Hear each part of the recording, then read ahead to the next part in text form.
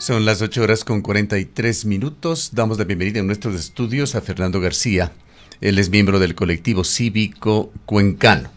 Vamos a iniciar, Fernando, en esta mañana con un brevísimo análisis sobre ciertas lecturas que deja la votación de los cuencanos en estas elecciones. Prácticamente el escrutinio va terminando.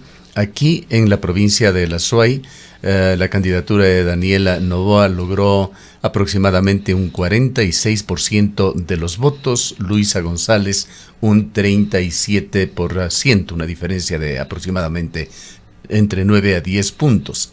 Para la Asamblea Nacional se dio una situación similar. ADN obtuvo 40% de los votos, las listas de la Revolución Ciudadana un 30%, 10% de diferencia, y allí está también un 5% de Pachacuti y un 5% de Súmate para transformar la provincia, Movimiento del Alcalde, que estuvieron cerca pero no lograron una curul. Se dividen la representación en la Asamblea con 3 asambleístas para ADN, 3 para la Revolución Ciudadana. Porcentajes en cuanto tanto a la legislatura como a la presidencia y vicepresidencia de la República un poquito diferentes, a ese equilibrio, a ese empate técnico, como se lo ha llamado, de las elecciones nacionales. Aquí predominó ADN, tanto en la votación para presidente de la República como para asambleístas. Sin embargo, por estos tecnicismos, por el método que se utiliza para la distribución de escaños, van en igualdad de condiciones a la Asamblea ADN y la Revolución Ciudadana con 3 representantes cada uno. En esto, quizá una primera lectura que queda es que Cuenca, de alguna manera, por las razones que sea, ha privilegiado votar por el gobierno. El gobierno tiene mayoría. En el pasado Cuenca fue más bien un reducto de la Revolución Ciudadana. Habría que analizar esas razones de por qué, pero también nos queda la impresión de que en la ciudad de Cuenca de alguna manera se ha postergado la agenda local en la cual el actual gobierno no ha mostrado mayores logros. El tema del centralismo ha ido en contracorriente, más bien con una serie de acciones que han sido calificadas como centralistas. La situación de la minería y el agua mantiene prácticamente en un conflicto las aspiraciones de esta ciudad con lo que propone el gobierno central. Los temas de la migración que generan preocupación con la cantidad de gente que está retornando acá a la provincia de La Suay, a la provincia del Cañar, y finalmente está ese otro gran tema de la agenda de Cuenca, la vialidad, desatendida. Recién hemos conocido que se ha logrado licitar una de las varias ofertas que había, los estudios para una reparación de la cuenca Lenta-Girón, que se empezará recién a trabajar, si las cosas van bien, para el último trimestre de este año.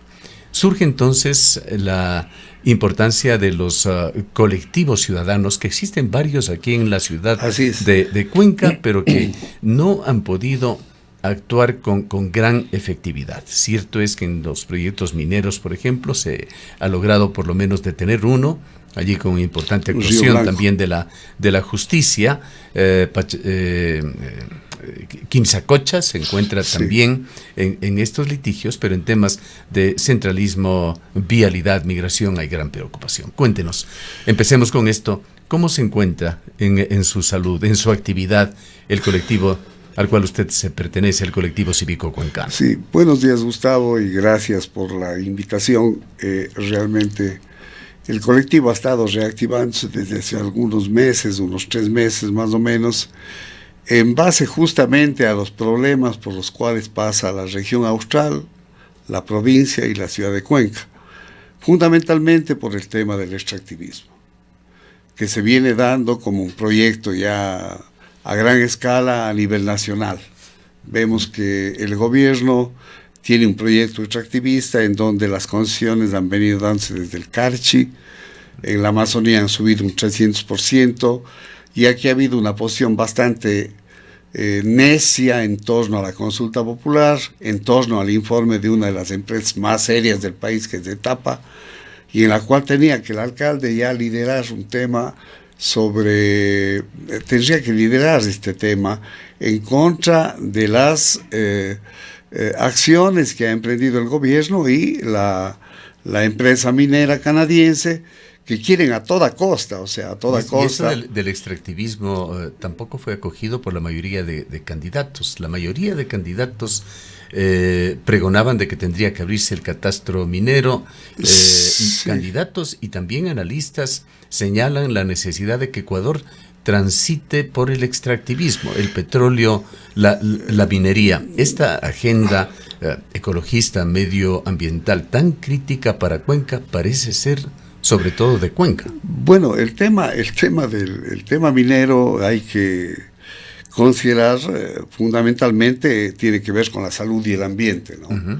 Esto dentro de un contexto sociocultural impacta sobre la población y el territorio. Y el Estado es garante del bienestar de los ciudadanos y de la salud de los ciudadanos. Sobre todo impacta sobre los niños, mujeres embarazadas, ancianos, porque a su paso va dejando una enorme contaminación. A veces hablamos de la minería ilegal, que es totalmente negativa, uh-huh. Pero la minería legal es totalmente más invasiva, porque la minería legal... Así es, el estado del arte de la minería no se encuentra en vetas del oro, se encuentra en las rocas, y el movimiento es de toneladas de rocas, ¿no? Y la utilización del agua es de toneladas de agua para su extracción.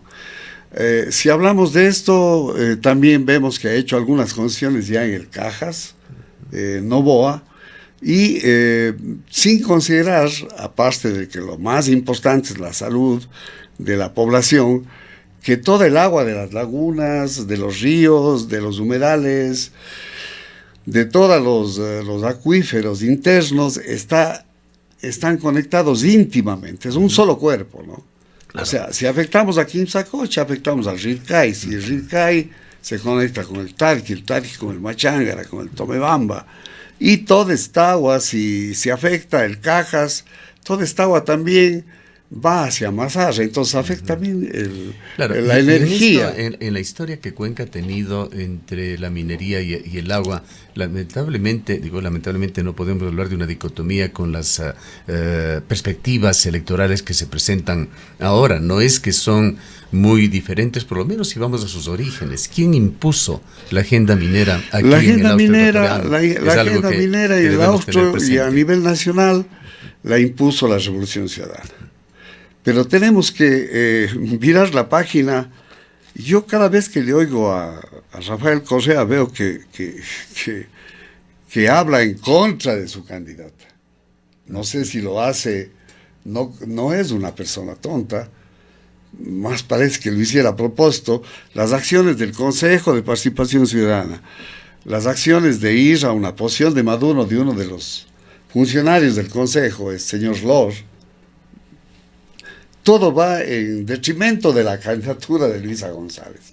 Entonces yo por eso creo que... A la presidencia de Lor se refería usted. Claro, a la presidencia. Del ex vocal del Consejo de Participación Ciudadana y Control Social. A la posición de Maduro. Entonces todo eso va en contra, ¿no? Lo que le favorece a Luisa González de alguna manera es el gobierno femenino que tuvo México, ¿no? Y de alguna manera yo sí creo que deberían hacer un silencio mediante el proceso electoral y ella trazar una línea muy, muy clara sobre que ella es Luisa González, ella es la candidata y ella es la que va a decidir sobre lo que ocurre en el país. En este caso, Pachacuti tiene el proyecto más importante del sector indígena es el no extractivismo, más que la misma seguridad. Porque el extractivismo... Pachacuti se mantiene una línea clara y su líder Leonidas dice clarísima. En este sentido. Entonces tienen que conversar con eso. Yo creo que con Nova no tienen que conversar nada, porque él ya ha ido a un extractivismo totalmente y él no va a cambiar esa línea.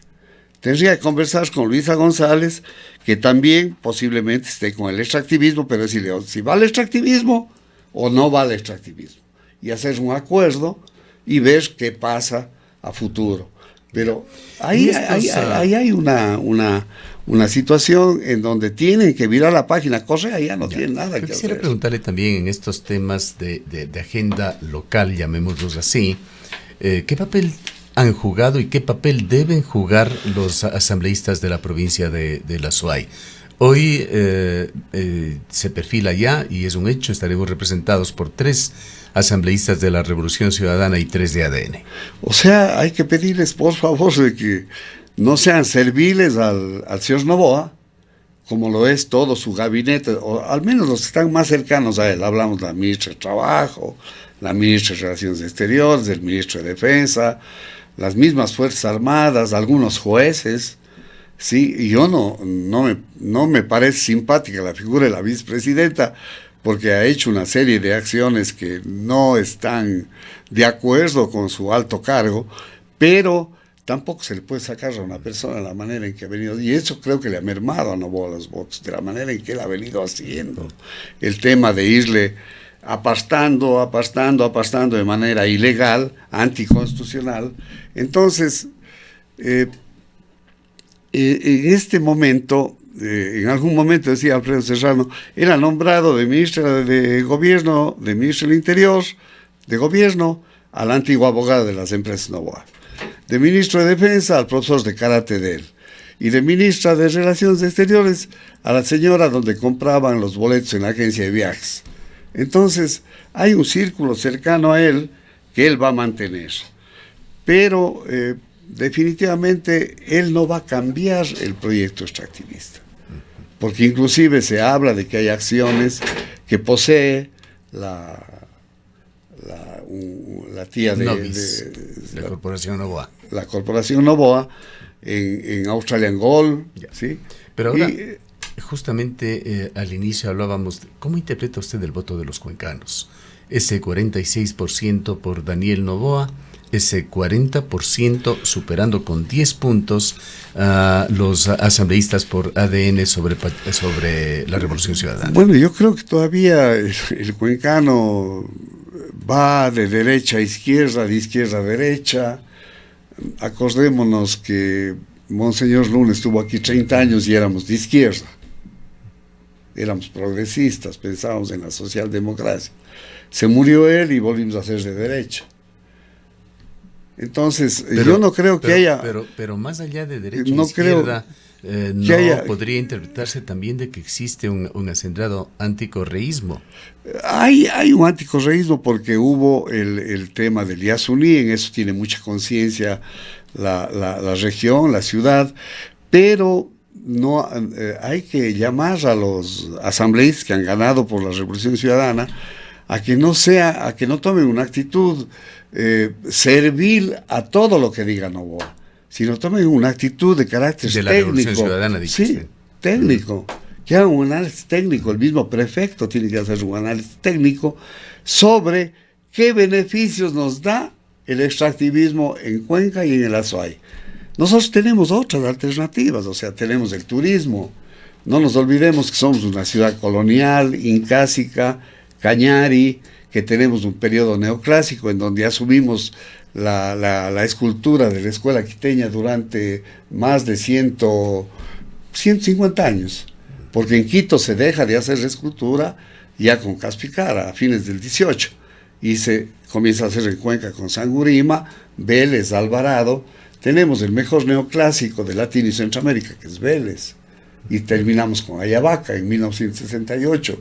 Tenemos una salida al oriente que está más cercana que la salida al norte. Tenemos la salida al oriente por Loja, Zamora, Guaycimi, Chaime, Nangaritza. Ahí hay un proyecto turístico que está desarrollado por los Shuaras, pero sin embargo no hay, tenemos la región amazónica y tenemos todas esas potencialidades que le pueden hacer que Cuenca tenga ingresos bastante importantes por el tema turístico. Cuenca de hecho es un atractivo. Cada vez que tenemos un feriado hay cifras interesantes. Sí, pero no pasamos de los 150,000 turistas. Pero en Cuenca también hay una industria, hay una actividad muy importante en cuanto al empleo formal que viene desde el sector privado de Cuenca. Sí, ¿Cómo proteger a este sector que se ha visto también sumamente afectado por la pandemia, un efecto que todavía no ha cesado, a pesar de que han pasado ya algunos años, luego rematados por el tema de la falta de energía eléctrica, que ojalá no vuelva a repetirse. Eso justamente le quería decir, que el problema... Tenemos en jaque, entre otras cosas, a la famosa llantera. Sí, el problema del extractivismo va a ser que los ríos queden secos, pero para siempre. O sea, esa es la imagen que proyecta el gobierno activar en Cuenca. Y eso la gente no se da cuenta. O sea, la defensa del agua igual las lagunas ha ocurrido en Cajamarca. Una parte fundamental de la agenda local. Claro, ocurrió en Chile. En Chile está prohibido hacer casas con jardín, casas con piscina. Ha ocurrido en Uruguay, ocurrió en Perú. Ocurre en la propia California. Claro, ocurrió en Bolivia, en Colombia, en todos lados. El tema minero no ha dejado ninguna situación de economía elevada en África.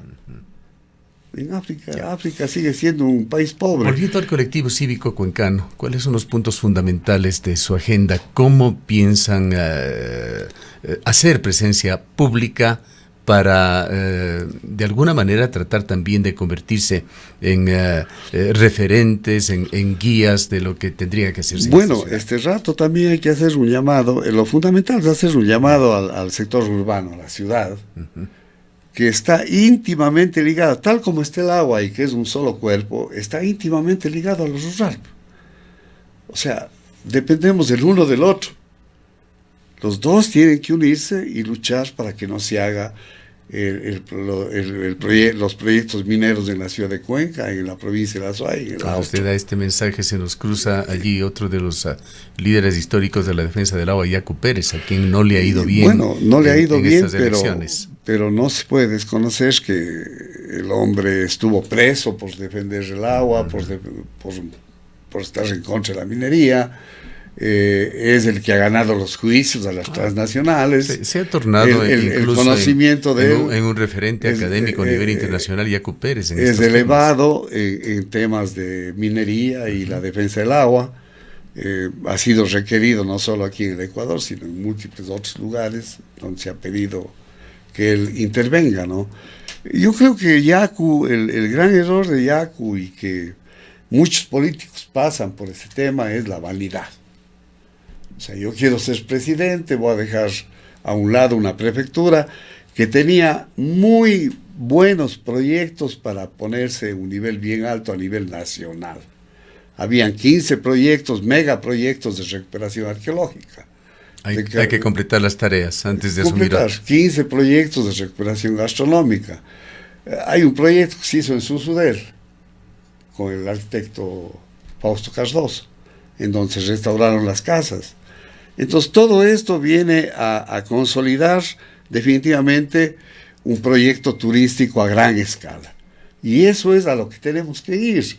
Y cuando haya la reversibilidad en la contaminación del agua con ácido sulfúrico, plomo, cadmio, mercurio, arsénico, cuando haya esa posibilidad que no existe al momento, es el desconocimiento de la gente ha hecho que gane ADN aquí. La falta de involucrarse en un tema que ya lo vimos de cerca con el calentamiento global. No se puede pensar de que los incendios forestales son productos del calentamiento global. No podemos ir a lo que dice que todo es terrorismo. En California tienen incendios, en Argentina tienen incendios. Hay mucha gente que dice, ISA incendió el Cajas. O sea, hay una posición de desconocimiento de la territorialidad, de las potencialidades y de hacia dónde tenemos que ir. En esto la responsabilidad de los asambleístas, de ADN, tiene que ser clara y en defensa de la ciudad, de la región. ¿Sí? Igual de los asambleístas de la RC. La RC tiene la responsabilidad de eliminar el tema del Yasuní, como decretó una consulta popular. Bien. ¿Y cómo ve el colectivo cívico cuencano el tema de la vialidad? La vialidad, en eso hay que reconocer que Correa sí dejó una buena vialidad. Yo no soy correísta, pero hay que reconocer que lo dejó. Pero lamentablemente los cuencanos no queremos pagar peaje. Nunca quisimos pagar peaje. Y las carreteras que se han mantenido en buen estado, más allá de Riobamba, o más allá desde el control que hay en Naranjal, en Puesto Inca, hacia la zona de Santa Elena, han sido por peaje. Pero aquí nadie quería pagar peaje. Eliminaron hasta un peaje que tenía el prefecto de una recordación medio no tan buena en la prefectura, el prefecto Carrasco, el peaje que había hacia la zona de Paute, de Gualaceo. Entonces, si no queremos pagar el peaje para mantener nuestras carreteras, siempre vamos a tener un problema de carreteras, porque las carreteras se componen, se dañan, se arreglan, se dañan, se arreglan, se dañan. El clima no ayuda y se necesita pagar un peaje para hacerse mantenimiento. Pero la inversión en el gobierno de la Revolución Ciudadana en carreteras fue realmente importante, el orden de 10.000, 12.000 millones de dólares a nivel nacional, pero fue también bastante asimétrico. En todo ese periodo, hablemos de un lapso de unos 15 años de gobierno, incluyendo en esto a Lenín Moreno, no se invirtió en la provincia de La Suay más allá de unos 200 millones de esos 10.000 o 12.000 millones. Claro, después de la inversión que se hizo en las carreteras de los 12.000 millones, como siempre se olvidaron de Cuenca, y los cuencanos tenemos lamentablemente esa frase que ya suena medio a un cliché que está mal planteado, que los cuencanos arreglamos los problemas nosotros mismos, ¿no? Claro. O sea, entonces se nos considera, con todos los defectos de los cuales estamos conscientes, de los problemas que vivimos aquí en cercanía, se considera la SUAY como una provincia rica que tiene que dar al Ecuador. De esos 1.000 millones de dólares que anualmente se pagan en impuestos, no retorna una quinta parte. Casi, creo que llegamos a 180 millones, pero esa es una idea falsa, ¿no?, que tenemos metida en la mente y nos creemos súper cuencanos.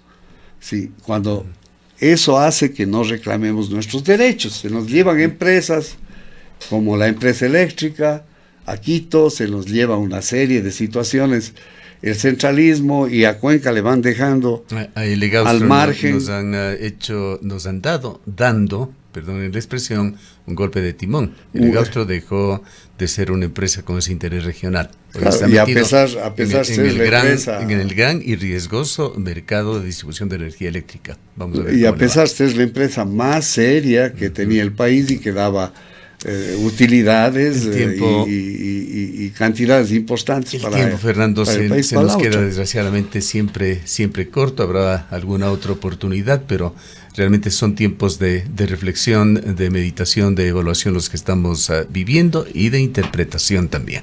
Sí, o sea, yo le quiero agradecer por su invitación, pero yo creo que este rato la gente tiene que estar a la expectativa de lo que pase, ya no con Novoa y Pachacuti, sino con Pachacuti y Luisa González. Y Luisa González tiene que trazar una línea roja con Rafael Correa y toda esa estructura correísta que no ha hecho más que denigrarle y bajarle los votos que ella podía conseguir. Empezando desde Rafael Correa. Rafael Correa es un exiliado, es una persona que está sentenciada.